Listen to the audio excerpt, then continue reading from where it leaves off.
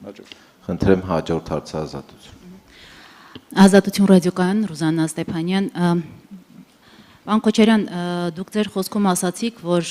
այդ ճանապարհը միջանցքը վերահսկվելու է Միացյալ Նահանգների կողմից,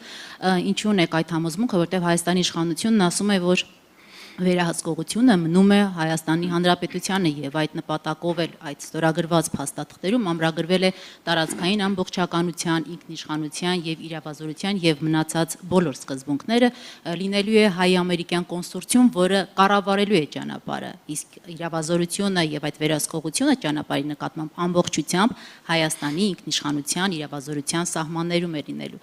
Եվ ես ճիշտ հասկացա, որ դուք մտավախություն ունեք, որ Բաքուն ի վերջո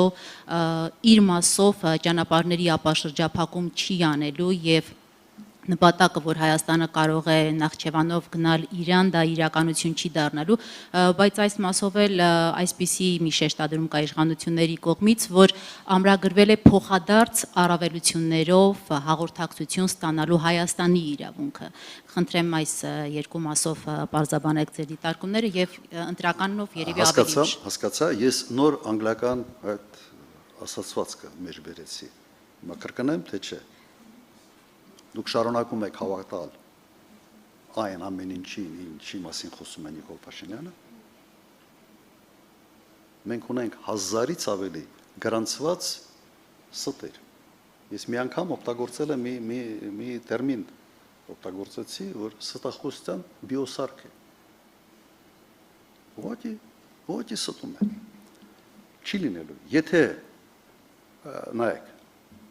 հենց այդ ստորագրած փաստաթղթով տարբերվում է, առանձնացվում է այդ ճանապարհը։ Սա ինչ որ բան մեզ հուշում է, թե չի հուշում։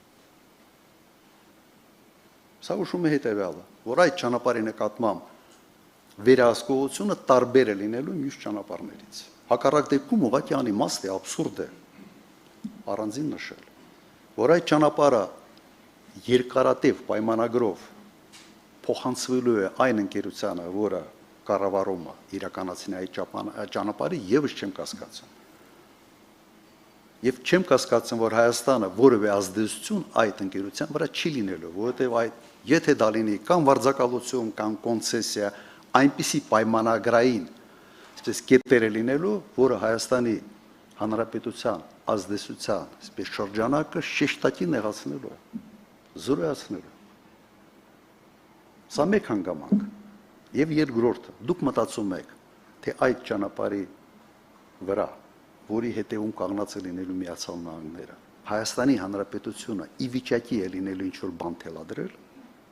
իրոք, այդքան միամիտ ենք մենք,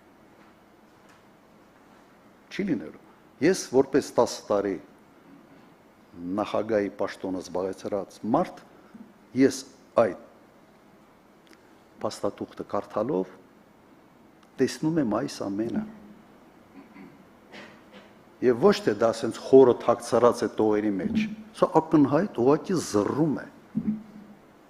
Շատ պարզ ասեմ, Ռուզան, զռում է, սենց է լինելու։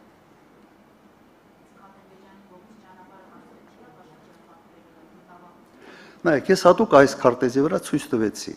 որ մյուս ճանապարհները առանձնապես հետաքրքիր չեն։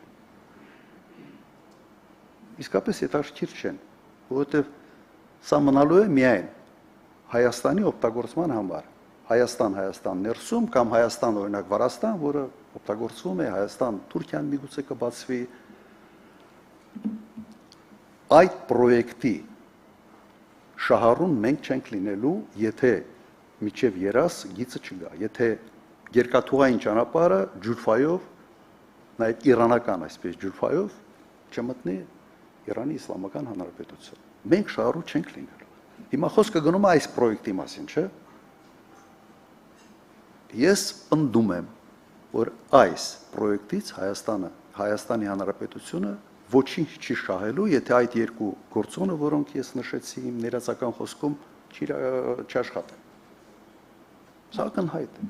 Ես նույնիսկ զարմանում եմ, որ սա կասկածներ է առաջ։ Եվ անմիջապես հենց կասկածներ է առաջացնում, հիշում եմ անգլիական այդ ասացվածքը։ Բան մնաց մեր հարցում, թե Ներքինի բլոկով այդ հետո հա ներքինը հետո։ Ձախ հատվածից երրորդ